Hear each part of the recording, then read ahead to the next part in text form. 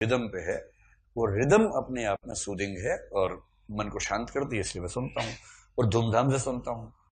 मतलब मेरे कोई नास्तिक दोस्त है, मैं तब भी सुनता हूँ, भाड़ में जाए जो लगता है। मेरा है, अपना अपना विचार है। तो प्रार्थना करने का उद्देश्य अगर ये है कि मन को शांति मिलती है तो ये एकदम वैलिड है। और आप कहिए कि इससे मुझे पता कुछ होने वाला है नहीं, मन को शांति मिलती है, ठीक है, लीजिए शांति, कौन मना करे शांति लेने से। अगर आपको लगता है कि नहीं इससे कुछ होगा, तब दिक्कत है। क्यों दिक्कत, समझ लीजिए, हल्का समझ लीजिए। आपने प्रीलिम से पहले भगवान के पास जाके कहा कि भगवान जी पीटी आने वाला है, आप तो जानते ही होंगे कहाँ होता है, यूपीएससी लेती, सब पता ही आपको, तो सर्वज्ञ हैं, आपसे क्या छिपा है। क्वेश्चन पेपर क्या आएगा आपको तो ये भी पता है, और मैं कहाँ गोले अंडे लगाऊंगा आपको ये भी पता है, सब पता है आपको। तो ऐसा है भगवान जी, 111 रुपए का प्रसाद चढ़ा रहा हूं, और ये ठीक है, जो आजकल का रेट चल रहा है उसके हिसाब से ठीक है। इसमें पीटी निकलवा दीजिएगा मेरा। अगर पीटी निकलवाया तो पैकेज दे रहा हूं, मेंस में 222 कर दूंगा, इंटर में 333 कर दूंगा, कुल 666 हो जाएगा। और ठीक नहीं, मतलब कम नहीं है, आजकल जो चल रहा है उसके हिसाब से ठीक है। और उसके बाद आपने 111 का प्रसाद चढ़ाया। प्रसाद कहाँ गया? पत्थर की मूर्ति है, प्रसाद चढ़ा दिया, पत्थर की मूर्ति प्रसाद नहीं खाती है। पुजारी पर्दा बंद करता है, थोड़ी देर में खोलता है, आधा प्रसाद वापस कर देता है आपको। आधा गया कहाँ? कहाँ गया आधा प्रसाद? कुछ नहीं है, वो इकट्ठा हो जाता है और पड़ोस में जो प्रसाद की दुकान है 1 घंटे बाद वहीं पहुंच जाता है। सर्कुलेशन चलता रहता है। और क्या होगा? कैसे प्रसाद खा लेगी पत्थर की मूर्ति? भाई सीधी सी बात है, यही तो होगा। पर हम उस पर ध्यान देने से बचेंगे क्योंकि हमारी आस्था है ना, हमें खराब लगता है सब सोचने में। लेकिन मेरा सवाल दूसरा है, सगुण ईश्वर क्यों फंस जाता है? आपने कहा भगवान पीटी करवा देना, ठीक है, मान लीजिए कि पीटी 1000 व्यक्तियों का होना है, ये फिक्स है कि 1000 का ही होना है, और आपका रैंक आ रहा था 1001, और भगवान ने, मतलब डील हुई है आपकी कि भगवान जी देख लेना, भगवान करवा सकते, सर्वशक्तिमान करवा सकते। अगर उन्होंने आपका पीटी करवा दिया, होना 1000 का ही है, इसका मतलब 1000 में से कोई एक व्यक्ति बाहर निकलेगा जो योग्य था, किंतु जिसने, क्या बोलते हैं, बड़ा रोचक शब्द मेरे दिमाग में था, जिसने भक्ति भाव से भगवान से बात नहीं की थी। एक ऐसा व्यक्ति जो योग्य था, जिसका सिलेक्शन होना चाहिए था, किंतु क्योंकि उसने चढ़ावा नहीं चढ़ाया था, इसलिए भगवान ने उसको बाहर निकाल दिया और आपका कर दिया। आपका कर दिया तो भगवान दयालु है, न्यायप्रिय नहीं है। उसको निकाल दिया तो न्यायप्रिय तो नहीं है। आपका नहीं किया तो दयालु नहीं है और न्यायप्रिय है। और आपकी जिद है कि आप भगवान को दयालु और न्यायप्रिय एक साथ मानना चाहते हैं, वो भी एब्सोल्यूट सेंस में मानना चाहते हैं। जो एब्सोल्यूट सेंस में दयालु है वो एब्सोल्यूट सेंस में न्यायप्रिय नहीं हो सकता। और इसलिए अगर आप ईश्वर को गुणों के माध्यम से डिफाइन करेंगे तो ऐसे ऐसे सवाल आएंगे जिनका जवाब देने की हिम्मत किसी के पास नहीं होती। इसके जवाब देते हैं लोग, लेकिन उसके फिर और रास्ते निकालते हैं। और अंतिम बात, एक प्रश्न है, ईश्वर सर्वशक्तिमान है, ईश्वर दयालु भी है, तो दुनिया में बुराई क्यों है, अशुभ क्यों है? सर्वशक्तिमान और दयालु ईश्वर के होते हुए दुनिया में कोई भी बुराई क्यों एग्जिस्ट करती है? जातीय दंगे, पहला विश्व युद्ध क्यों हुआ, दूसरा विश्व युद्ध क्यों हुआ, भारत पाकिस्तान के 3 या 4 युद्ध क्यों हुए, इतने बेकसूर लोग मरे, कैसे मरे? सुनामी आती है, हजारों लोग मर जाते हैं, क्यों मर जाते हैं? ईश्वर तो सर्वशक्तिमान है, सुनामी रोक सकता है, दयालु भी है, दया भी करता है, सुनामी कैसे आ गई? मेरे ख्याल से डोज पर्याप्त है। इस डोज से आपको ठीक ठाक थोड़ा असर पड़ गया होगा मेरे ख्याल से, है ना? चिमटा बजाइए, इसके बाद भी कोई दिक्कत नहीं है, लेकिन चिमटा बजाते हुए ध्यान रहे कि हम चिमटा बजा रहे हैं, बस ये ध्यान रहे तो अच्छा रहता है। तो सगुण ईश्वर रोचक है, मजा आता है। इतना मजा आता है भक्ति भाव में कीर्तन करने में, उसका कोई तुलना नहीं है। जो लोकल ट्रेन्स होती है ना बड़े शहरों के आसपास, उनमें एक डब्बा होता है, कीर्तन वाला डब्बा। उस डब्बे की खिड़की पर ना एक भगवा कपड़ा बंधा होता है। मैं दिल्ली के बाहर रहता था पहले, तो लगभग 1-1.5 साल तक रोज दिल्ली ट्रैवल करता था उस ट्रेन से। तो उसमें एक डब्बा अलग से होता है, वो भक्ति वाला डब्बा, दूर से पता लग जाता है। उसमें सारे भक्त चढ़ते हैं, उनके पास चिमटा, पतीला, चम्मच, कुछ ना कुछ लेके चढ़ते हैं वो लोग। आमतौर पर कुछ ना कुछ लेके चढ़ते हैं। पूरे रास्ते भर भक्ति भाव से। उसमें ना सिगरेट कोई पी सकता है, ना बीड़ी पी सकता है, ना उसमें कोई कुछ और खा पी सकता है, गुटखा उसमें नहीं होता, कोई ऐसा नहीं कर सकता, कुछ नहीं। वो 1 घंटे की जो यात्रा होती है ना, इतने भजन, गला फाड़ फाड़ के भजन गाते हैं और कहते हैं कि मन रम गया, थकान नहीं लगती, घर जाती है अच्छा फील होता है वापसी पे। पर उसका पर्पस इतना ही है कि आपने उस संगीत को जिया, डूब के जिया, अच्छा लगा। पर अगर आपको लगता हो कि उस वजह से जिस दिन एक्सीडेंट होगा वो डब्बा बन जाएगा, ऐसा नहीं होगा। और हो सकता है कि उसी डब्बे का एक्सीडेंट हो जाए, कुछ भी हो सकता है। तो भक्ति का मजा बहुत है।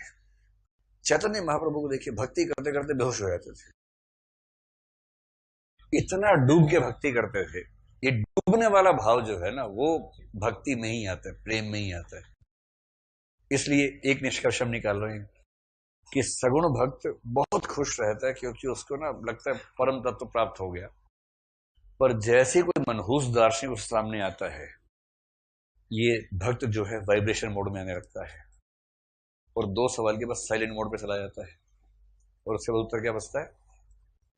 नहीं। इसलिए कुछ लोग कहते हैं कि नहीं भाई, ईश्वर या तो है नहीं, या फिर ईश्वर है तो निर्गुण है। इस तरह से आप कुछ कहना चाह रहे हैं? आप बताइए क्या कहना चाह रहे हैं।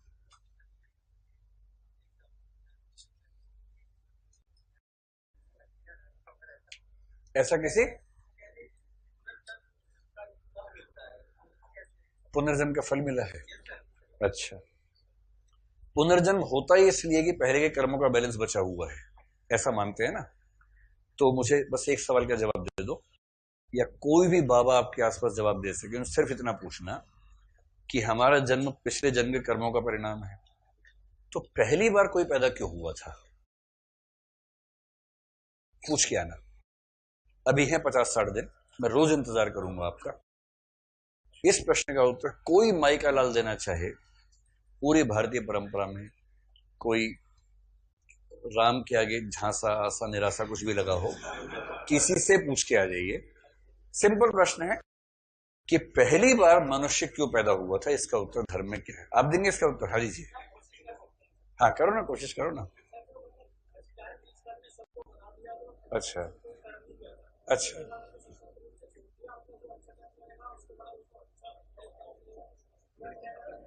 बहुत बढ़िया, बहुत प्यारी व्याख्या है, सो क्यूट। मेरा मन है चिकोटी काट लूं तुम्हारी, इतनी इतनी प्यारी व्याख्या करोगे तो कैसे बात बनेगी। वे दर्शन में ना क्यूट व्याख्या नहीं चलती है, क्योंकि ईश्वर ने पहली बार जगत बना दिया। ईश्वर पूर्ण है, और पूर्ण होने का एक ही मतलब है, जिसकी इच्छाएं खत्म हो चुकी हैं। जिसकी इच्छाएं है नहीं, उसने ईश्वर बना दिया। क्यों बना दिया? यूं ही बना दिया। इसका मतलब यूं ही कुछ भी करता रहता है। और जो व्यक्ति यूं ही कुछ भी करता रहे, उसको क्या कहते हैं समाज में? कोई प्रयोजन होना चाहिए ना। अगर ईश्वर ने जगत किसी प्रयोजन से बनाया तो ईश्वर पूर्ण नहीं है, क्योंकि प्रयोजन बाकी है उसके मन में। यदि कोई प्रयोजन था ही नहीं तो कुछ भी करता रहता है, और कुछ भी यूं ही करते रहना, ये अपने आप में एक समस्या है। तो इतना सरल नहीं है जितना सरल आप समझ रहे हैं। हम लोग बहुत ग्लिम्सेस में भी दर्शन को समझ रहे हैं, लेकिन विश्वास कीजिए कि पिछले 3-4 हजार साल में कई लोगों ने फुल टाइम दर्शन दर्शन खेला है। वो 1 घंटे में तो नहीं मैनेज कर पाएंगे आप उनको, है ना? बहुत विश्वास रखिए। ऐसा भाव मन में आता है कि यदा यदा ही धर्मस्य, ऐसा भाव मन में आ जाता है। अभी ठहरिए, थोड़ा सा समय दीजिए बाकी लोगों को भी।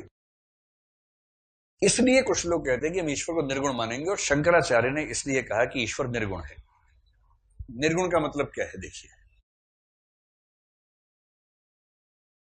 आप भी कुछ कहेंगे? कह लो भाई, कह लो। हाँ, मतलब कोई भाव क्यों रह जाए।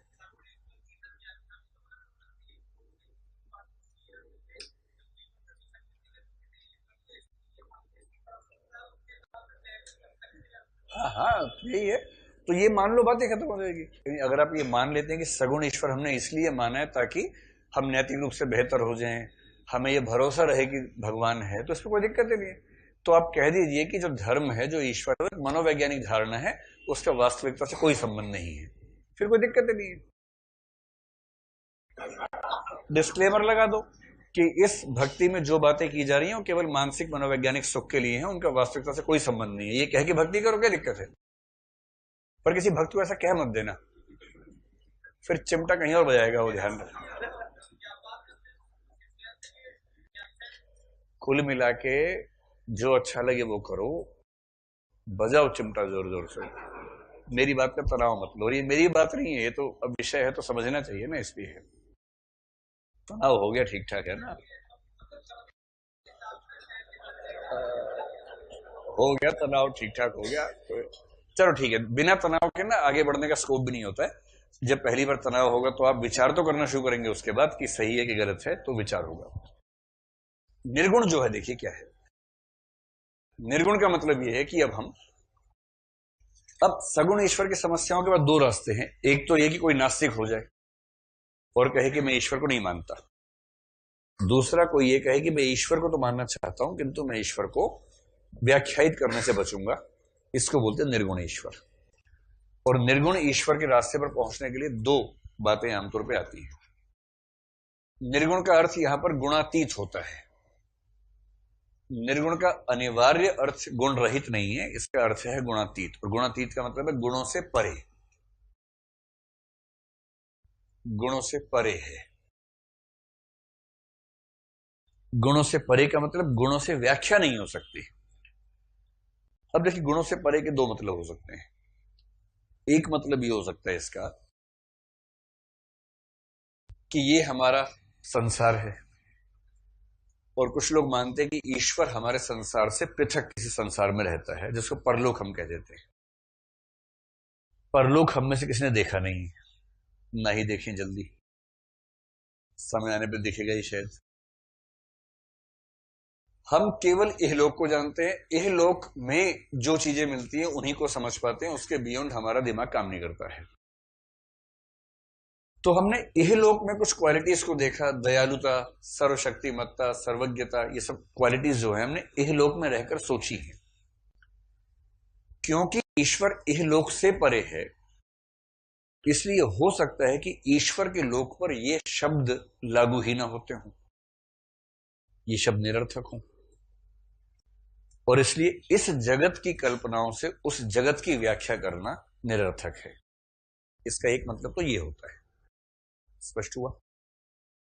एक दूसरा मतलब भी है, और दूसरा मतलब यह है कि यदि ईश्वर में गुण हैं, तो अगर ईश्वर में गुण हैं तो ईश्वर में सीमित गुण नहीं है, सभी गुण हैं। भाई, जिसने सारी पृथ्वी बनाई, सारा संसार बनाया, उसमें सभी गुण होंगे। अगर उसमें सभी गुण हैं तो उसमें विपरीत गुण भी एक साथ होंगे, विपरीत गुण, भिन्न गुण एक साथ होंगे। इसे यूं समझें, जैसे कोई आपसे पूछे कि भाई आज आपने जो स्वेटर पहना या शर्ट पहनी उसका रंग क्या है, तो आप बता देंगे रंग की, काला है, नीला है, लाल है, हरा है, पीला है, जो भी आप बताएंगे बता देंगे।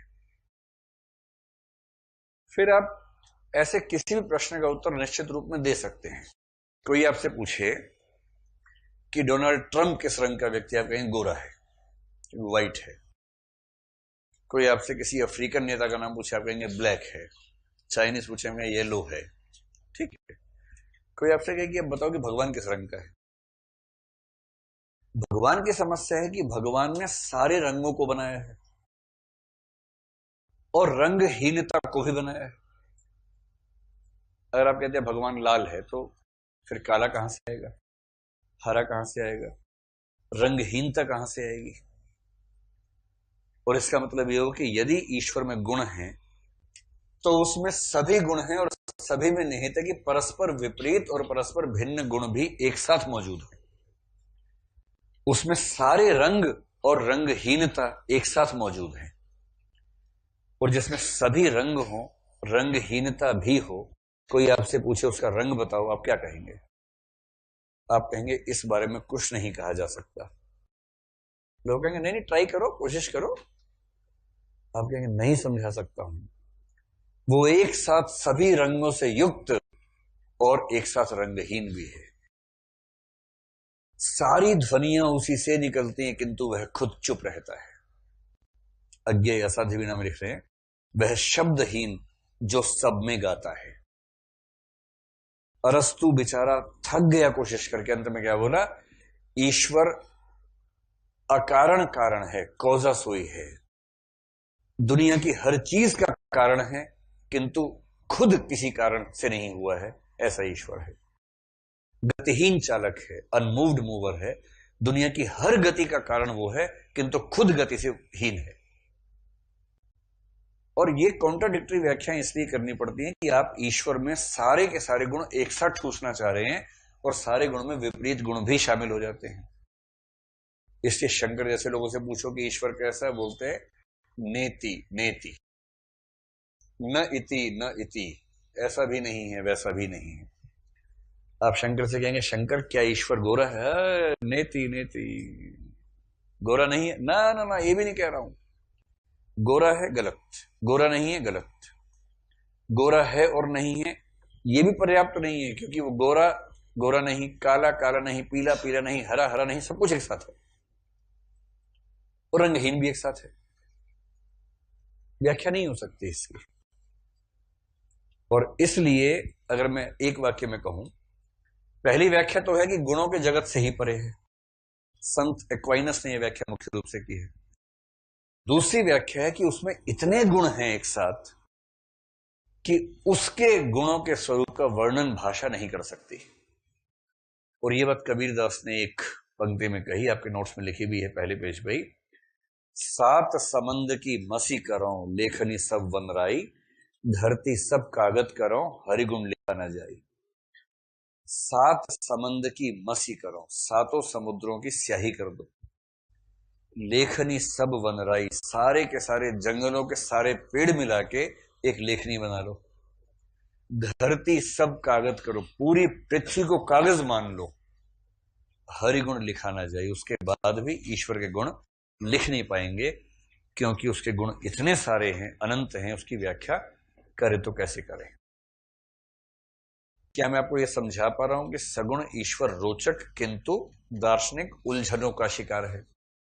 निर्गुण ईश्वर में दार्शनिक उलझने कम है, उतना रोचक नहीं है। अगर आप किसी से कहें कि मैं भक्त हूं, कहेंगे भगवान कहां है, तो बता रहे नेति नेति। क्या भगवान कैसा, नाम तो बताओ। नाम नहीं कहा जा सकता।